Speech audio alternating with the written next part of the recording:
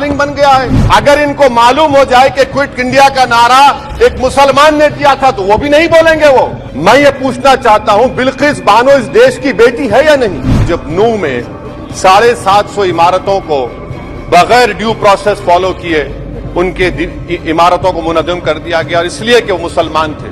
ये कौन सी आपकी मोहब्बत है पसमानदा? आपका एक मुसलमान मिनिस्टर नहीं है वहां पर। कुर्सी है तुम्हारा, ये जनाजा तो नहीं, कुछ कर नहीं सकते तो उतर क्यों नहीं जाते?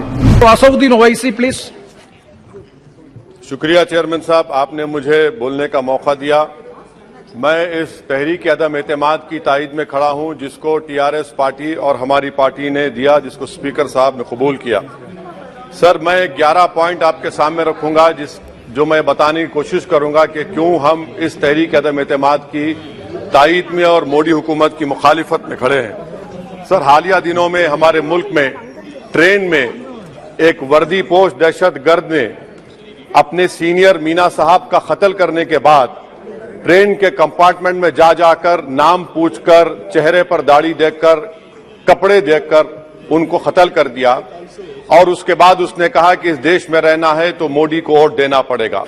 मैं हुकूमत से जानना चाहूंगा कि क्या ये अक्सरियती तबके की एक्सट्रीमिज्म और रेडिकलाइजेशन की बेहतरीन मिसाल नहीं है, और अगर है तो फिर हुकूमत इस पर क्या करेगी?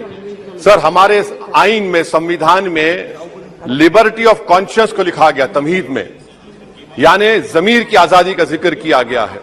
मैं हुकूमत से और खास तौर से वजीर आजम से जानना चाहता हूं कि कहां गया इस हुकूमत का जमीर, कॉन्शियस जिसको अंग्रेजी में कहते हैं, जब नूह में 750 इमारतों को बगैर ड्यू प्रोसेस फॉलो किए उनके इमारतों को मुनज़्ज़म कर दिया गया, और इसलिए कि वो मुसलमान थे, पूरे के पूरे इलीगल थे।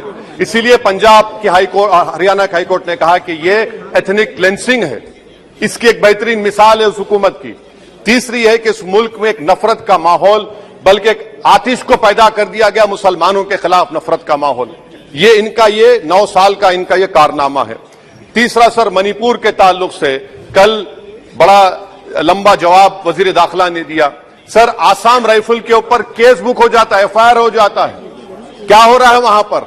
कहां गया आपका कॉन्शियस, कहां गया आपका जमीर जब वहां की महिलाओं की अस्मत रेजी की जा रही है? और आप मुख्यमंत्री को नहीं हटाना चाहते इसलिए क्योंकि वो कोऑपरेट कर रहा है। सर, मैं हरियाणा और मणिपुर के वजीर आला के लिए किसी शायर ने अच्छा कहा था कि कुर्सी है तुम्हारा, ये जनाजा तो नहीं, कुछ कर नहीं सकते तो उतर क्यों नहीं जाते? आखिर कहां गया? उन ताबूतों में खो गया कि आपका कॉन्शियस, आपका जमीर, जहां पर 50,000 लोग बेघर हो गए, यानी 6 लाख हथियारों को लूटा जा रहा है। आखिर कौन सा आप इंचार्ज वहां पर हैं? सर, 14 पॉइंट हिजाब को एक मसला बना दिया गया और मुस्लिम बच्चों को तालीम से महरूम कर दिया गया। क्या यह आपका लिबर्टी ऑफ कॉन्शियंस है? कहां गया आपका जमीर? सर, अभी आपने फाइनेंस मिनिस्टर साहबा ने कहा, यहां पर डीएमके के मोहतरमा कनीमोजी ने महाभारत के द्रौपदी का जिक्र किया। मैं ये पूछना चाहता हूं, बिल्किस बानो इस देश की बेटी है या नहीं? जिस बिल्किस बानो को 11 लोगों ने रेप किया, प्रेग्नेंट थी, उसकी मां का रेप किया, उसकी बेटी को कत्ल कर दिया, उसकी मां का कत्ल कर दिया, आपने कातिलों को रिहा कर दिया। यह आपका कॉन्शियंस है? यह आपका कॉन्शियंस है?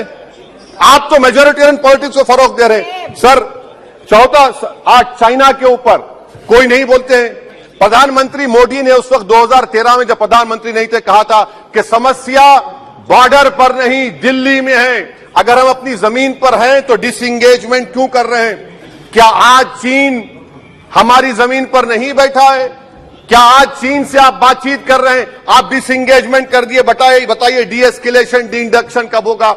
मैं आपके जरिए से हुकूमत को बता रहा हूं कि अगर प्रधानमंत्री ने अहमदाबाद में शी जिनपिंग को बुलाकर झूला झुलाया था, क्या हुआ? क्या नतीजा निकला उसका? चेन्नई दिखाया, क्या नतीजा निकला?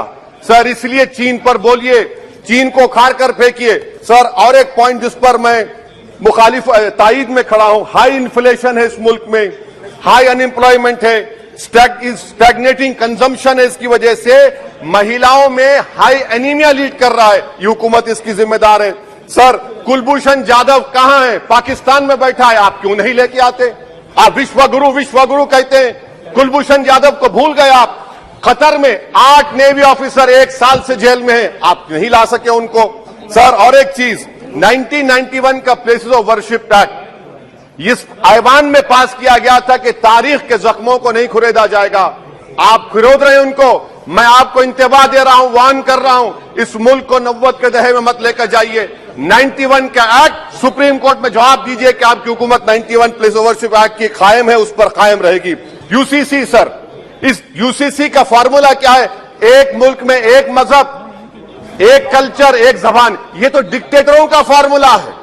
भारत एक गुलदस्ता है, भारत एक मोजाइक है। यहां पर बेशुमार जबानें, बेशुमार मज़ाहिब बोले जाते हैं और हिंदू अनडिवाइडेड फैमिली में Now, OIC ji, please try to conclude. Sir I am concluding. 8 crore 75 Hindu खानदानों को 3,800 करोड़ डिडक्शन मिला। इसके बारे में आप क्या कहेंगे सर? मैं कंक्लूड करने से पहले आपको बताना चाह रहा हूं कि माइनॉरिटी वेलफेयर का बजट 40% कम कर दिया गया। पढ़ो प्रदेश, प्री मैट्रिक स्कॉलरशिप कम कर दी गई। मौलाना आजाद फाउंडेशन खत्म कर दिया गया फेलोशिप, और इसकी वजह से 1,80,000 मुसलमान हायर एजुकेशन में गायब हो चुके हैं। सर, मैं इख्तिताम में कह रहा हूं कि पसमानदा मुसलमान से प्रधानमंत्री को बड़ी मोहब्बत है। ये कौन सी आपकी मोहब्बत है पसमानदा, जो आपके पास एक मुसलमान मिनिस्टर नहीं है वहां पर? इखलाक से लेकर, पीलू खान से लेकर, अफान अंसारी से लेकर लुकमान अंसारी, मॉब लिंचिंग पूरे पसमानदा मुसलमान की होती है। पावर लूम बंद है, अंसारियों के खुरेश बरादरी का कारोबार बंद किया जाता है। स्पीकर सर, मैं कंक्लूजन में अभी कल हमारे होम मिनिस्टर ने कहा था क्विट इंडिया। अगर इनको मालूम हो जाए कि क्विट इंडिया का नारा एक मुसलमान ने दिया था तो वो भी नहीं बोलेंगे। वो नहीं मालूम था उनको। उसका मैं कंक्लूड कर रहा हूं, उसका नाम यूसुफ मेहर अली था सर। यूसुफ मेहर अली ने क्विट इंडिया का नारा बनाया, जिसको महात्मा गांधी ने सारे देश में एक पैगाम किया। मैं कंक्लूड कर रहा हूं सर, इस देश में अगर आज क्विट इंडिया करना है तो कहना पड़ेगा चाइना क्विट इंडिया। जो गौ रक्षक है, जिसका नाम मोनू है, वो आपके लिए मोनू डार्लिंग बन गया है, उसको कहिए क्विट इंडिया। सर, जो लोग तुष्टीकरण की राजनीति आप कर रहे हैं, आप हिंदू अक्सरियती लोगों में हथियार बांट रहे हैं, ये आप देश के लिए खतरा पैदा कर रहे हैं। Now, please, sir, I am concluding. इसीलिए हम आपसे अपील कर रहे हैं कि हुकूमत से कह रहे हैं कि आप जो सियासत कर रहे हैं, इससे नुकसान देश को होगा। प्रधानमंत्री जब खड़े होकर जवाब देंगे, हम उनसे पूछना चाह रहे हैं, पॉइंटेड क्वेश्चन है, क्या देश बड़ा है या हिंदुत्व गोलवालकर की आइडियोलॉजी बड़ी है? मैं इस तहरीक अदम एतमाद की तायद में खड़ा हूं और हुकूमत की मुखालिफत में। सर, एक आधा मिनट सर, दो महाज है इस मुल्क में, एक चौकीदार है, एक दुकानदार है।